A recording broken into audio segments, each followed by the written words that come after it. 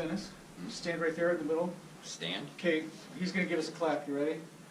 No, have him give us the clap when we start rolling. Alright, I just Yeah. didn't want to have to do that while he was sitting here. No, he doesn't care. Hmm? The governor doesn't care if he claps. It'll say to you, man. Reporter applauding governor's job. Exactly.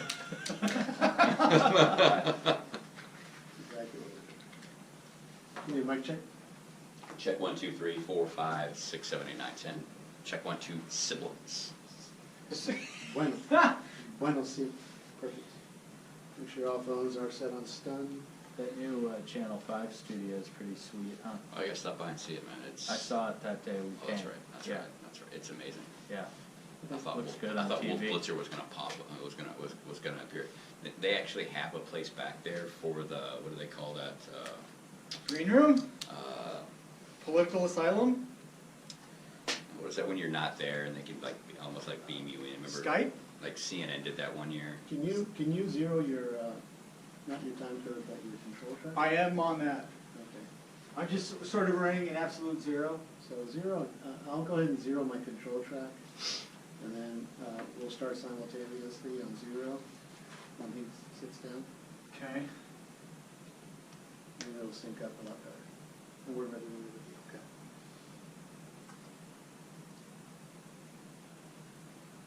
Kevin Z, the last letter. Z. Yeah, we're zooming.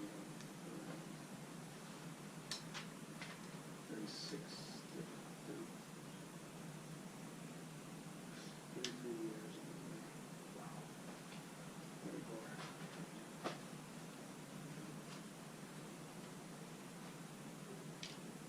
Start rolling when he walks in, and then we can always sync up when you sit down. Hey, see if you can snap a photo of me Yeah. when I'm interviewing. Absolutely.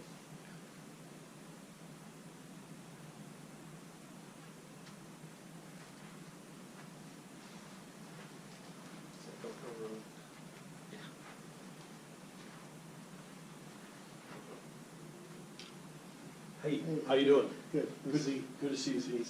Hi, Dennis. Governor, good to see you, sir. Good to see you. Thank How's you so everything? much. Good. My pleasure.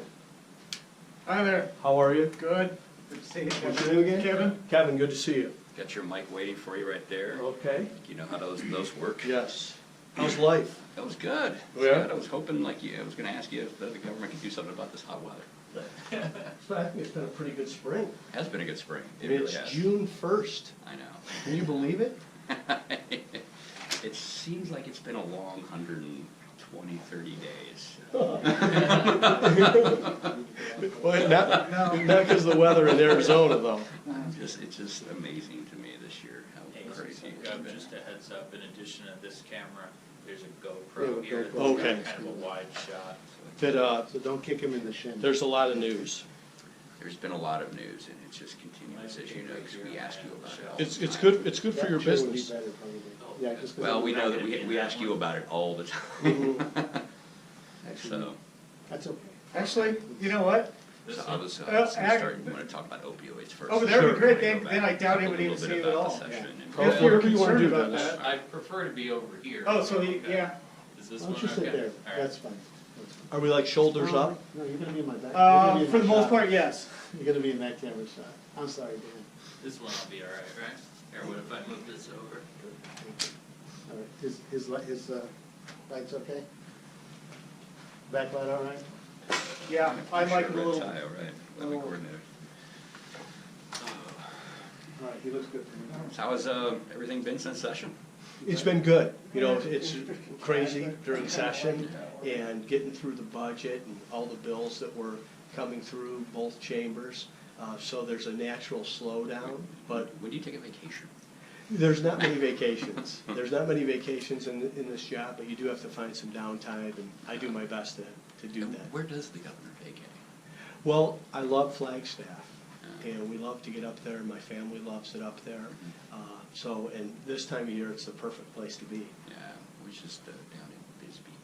Oh, yeah. We started to clip. I've never been there before. It's a cool place, It is isn't it? amazing. Isn't it a unique place to Arizona, And too? It's totally unique. Yeah. Like I was shocked Ready? because I guess the weather's really Three, temperate. You ready? Yeah. 3. We want Okay, to hold on, clap? let me zero this. That's the cool thing Alright. about running for governor is seeing, you know, it's a lot bigger state On than zero. Phoenix. Three, Yeah. 2, It- 1, Or 0. Scottsdale, you Oh, know. I know. Dennis, give us a clap, please. Nice, You guys ready? nice loud clap. Okay. All right. Okay, we're rolling. Okay, cool. Well, thank you for taking some time out to My talk pleasure. to us a little bit. First of all, I wanted to talk about an issue I know you definitely have been talking about in the past, this opioid issue. We saw some pretty disturbing numbers come out from the Department of Health Services. I want you to address that. Well, we had 790 Arizonans die in 2016. This is a record high over the last 4 years. This is more than 2 Arizonans a day that are dying from this epidemic. We've had heroin deaths increase 3 times since 2012. This is an emergency. It's a public health emergency, and we're going to treat it as such. So if you treat it as a public health emergency, how does the governor's office go about treating this? Well, first I want to talk about some of the things that we've done as we've seen this epidemic grow. We have limited the first fill on opioids that are happening in the state of Arizona when the government is paying. We've put together systems to eliminate doctor shopping. There's many other things that can be done, and we're going to bring together a coalition of the Department of Health Services, the Department of Emergency and Military Affairs, and we're going to have a better program going forward so that we can address this emergency. And what kinds of things can be done other than what steps you've already taken to stop doctor shopping and whatnot? What other ideas are you looking at right now? Well, we think things like prevention, of course, is the key.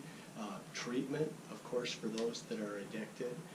We're also investing in education for doctors so they understand pain management and a better way to address it. So we're going to have everything on the table in terms of what can be done here, but it's something that the public needs to be aware of and the government needs to take action on. Now, do you think the pharmaceutical companies are culpable in all in this? When you just saw a lawsuit that was filed in your home state of Ohio, going after a handful of pharmaceutical companies for what they believe is facilitating this crisis. Your thoughts on that? I'm not a big fan of lawsuits, but I am a fan of accountability. So I do think that these companies need to be held accountable, and those that are prescribing these drugs and over-prescribing these drugs and abusing them, I think prosecution is part of this as well. So you will not be, Arizona wouldn't consider joining this lawsuit or filing its own lawsuit? I want to understand the details of the lawsuit. I want to address the epidemic and call it what it is, a public health emergency. And like I said, everything's on the table. Excellent. Okay, so let's move on now. Let's talk a little bit. We just wrapped up a session. I wanted to get your thoughts. What do you think your wins, losses this year when you look back at the 2017 session? Well, I think the big winner in this session was education. It was the theme of this session. We were able to put $163 million additional dollars into K-12 education, get raises for our teachers, put one more tool in the toolbox to address the teacher shortage. We're seeing improvement in our public education. We have 5 of the top 10 public high schools in the country in the state of Arizona. Arizona public schools are improving faster than other schools around the country in math and science and reading. There's still a lot more to do, but I thought the direction for K-12 education was a win, and I thought the universities, our public universities, also had a big win in the bonding package. We had a $1 billion bonding package over the next 25 years that will assure these fine institutions will be able to compete for the best faculties and the finest students around the country. Now, a lot to unpack there, but let's start with that bonding Sure. initiative there. A lot of focus for building new research facilities. Now, in other buildings at the 3 campuses, 3 state universities. Now, you've been governor now 3 years. This is your 3rd session, but nothing's really been done to address the rising tuition costs here in Arizona. How come you've not done anything to help lower the cost of tuition? Well, what we're trying to do is stabilize the cost of tuition. We think it's important that we get as many kids that want to go to our universities are able to do that. We think through student aid and student loans that they have that possibility to be sure. Our universities also have to pay their bills. I've been concerned about the rising tide of tuition. The state was in a dramatic financial downturn when I came into office. We had a $1 billion deficit. That's changed. We've been able to invest and reinvest in our universities and career and technical education. So I'd like to see tuition be stabilized. I don't want to see it grow anymore, but we want to get more kids into the universities, and we want to control our costs as well. Yeah, because we know your story, your biography is that. Just gave a little bit of a lesson. Okay. All right. Part of your story, your biography is, you packed up your car, you came out here from Ohio to go to school here. I happened to look up what tuition costs trying to go back to the 80s. I couldn't go back to the year you graduated. I only got back to 1987. It was. Well, there's the year after I graduated. What was it, 87? I believe it was like $500 and some a semester. Don't quote me on that just yet, but I have to go back and get that. But I adjusted that for 3 years and see how much it would cost today, and it was considerably less when adjusted for inflation and over the years than what kids are paying now. I mean, is that fair? I mean, the access to the opportunity you had is a lot more. It's a lot more costly today than it was when you went to school. Well, I'm concerned with the rising cost of tuition at our universities. That's why we've reinvested. That's why we've partnered with our university presidents. That's why we put this bonding package together. At the same time, there is a great value at our universities. I mean, Arizona State University is the most innovative university in the country, beating out MIT, Harvard, and Stanford. And yet people pay the in-state tuition to go there. There's a great return on that investment. What we want to do is make certain that there's accessibility to these universities, student loans available, and as well as aid when necessary. Okay. And you also talked a lot about K-12 education, putting more money into that. A lot of teachers still very upset about that. Do you think there's more that you could have done to get them more money for pay raises? I think there's more that we need to do. In this first 3 sessions with the passage of Proposition 123, we've been able to put over $400 million additional dollars, new dollars that weren't there before, into K-12 education. We've constitutionally guaranteed $3.5 billion over the next decade. $163 million additional this year. There's still more that needs to be done, but given the crisis that we inherited in the budget, the way the economy's turning around, and the lion's share of available dollars, those went to K-12 education and to teachers, and there's more to follow. Well, I've talked to teachers, and look, the state is in a crisis right now, so there's teacher shortage. And I've talked to teachers that said that this proposed pay increase isn't even going to cover the rise in their property taxes. So they don't know if they can afford to stay in this profession much longer. What would you say to them? Well, I talk to a lot of teachers as well, and I listen to a lot of teachers and a lot of principals. And I've said we need more resources into K-12 education. That's why we've been financially responsible with this budget. This is why we balanced it. This is why I worked so hard on Prop 123, and this is why the overwhelming majority of available and additional dollars above inflation funding went into K-12 education and teacher raises. And there is a lawsuit right now not a lawsuit, but a ballot initiative moving forward now with the empowerment scholarship bill that you'd signed that expanded that program to make every school student in Arizona eligible for these scholarships. What do you say about that? If it's such a popular program, why do you think there's this movement right now to go ahead and try to put a hold on that and kill that initiative? Well, I'm a big fan of public K-12 education and a big fan of parental choice.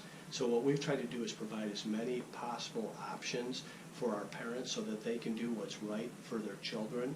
The focus on this session was reforms that are good for K-12 education, additional resources, and we think that the educational savings account, something that's gradual, something that's capped, something that's existed since 2011 to help foster children and poor children, kids that are in high free and reduced lunch areas. There are other kids that need access to something that's not available to them today, whether that's tutoring or textbooks or therapy, and we want those dollars to be available. Now, again, they're moving forward with this ballot initiative. Now, you signed some legislation this year that would potentially make it harder for citizens to go through the ballot initiative process. Some people say you're taking power away from the people. What do you say? We want to embrace and ensure that we'll always have citizen initiatives in this state. That's something we want to protect. That's something I believe the framers of our Constitution intended for the citizens of Arizona. What I'm concerned about are the out-of-state special interests that parachute into our state in September and October of election years with millions of dollars and pass initiatives that benefit them and not the people of the state of Arizona. We'll always have citizen initiatives here. But that seems to be punishing the people of Arizona for out-of-state interests coming in. No, it's protecting the people of Arizona from out-of-state interest. We're never going to be able to stop out-of-state interest, but we can point them out for what they are. All right, let's move on. Let's talk a little bit about jobs. You've really been a big supporter of Uber. Let's talk a little bit about that. I mean, you know, yeah, it creates jobs for people out there for part-time, for people who want to work full-time driving and whatnot, but a lot of people see this as a company that could be laying the foundation, that could be, you know, putting many truckers, taxi drivers, putting them out of work. And they see this in the experiments that they've done here in Arizona with the driverless cars. They see this as a threat to their livelihood. What would you tell them? Well, first I want to say I think the sharing economy has been good for our economy. It's been good for Arizona. It has created jobs. I mean, there's a lot of people out there that are driving for Uber or for Lyft or for renting their house out with Airbnb that are actually bringing income into themselves now. Now, the economy's changing, and it's changing very quickly and very rapidly. That's why we've had such a focus on K-12 education and Achieve 60 AZ so people can have the skills to compete in this economy.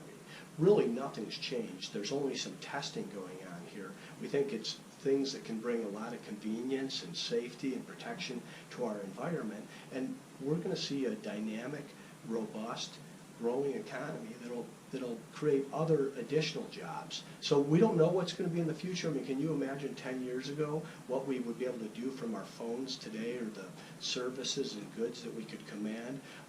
We have a growing economy here in the state of Arizona. We've got unemployment that's been reduced. We've overcome the jobs that we lost during the Great Recession. But I want to see even more opportunities for our people. And I believe this openness that we've had in Arizona will provide that. Now, do you think driverless technology is going to put people out of work, though? I think that there will be a lot of work created through new technology. I do think that this will be a changing economy and there will be some disruption. That's why I want us to have the best tax environment, the best regulatory environment. I want to be as open for business as possible. So if someone does have a job that's displaced, there's another job waiting for them. Okay. Moving on to a different topic, obviously there's scandal over at the Corporation Commission, and one of the chairman over there, Mr. Faris, has suggested that maybe that commission should no longer be elected, that power should rest in your hands, the governor's hands, to go ahead and appoint that body. What do you think about that? Well, I'm open-minded to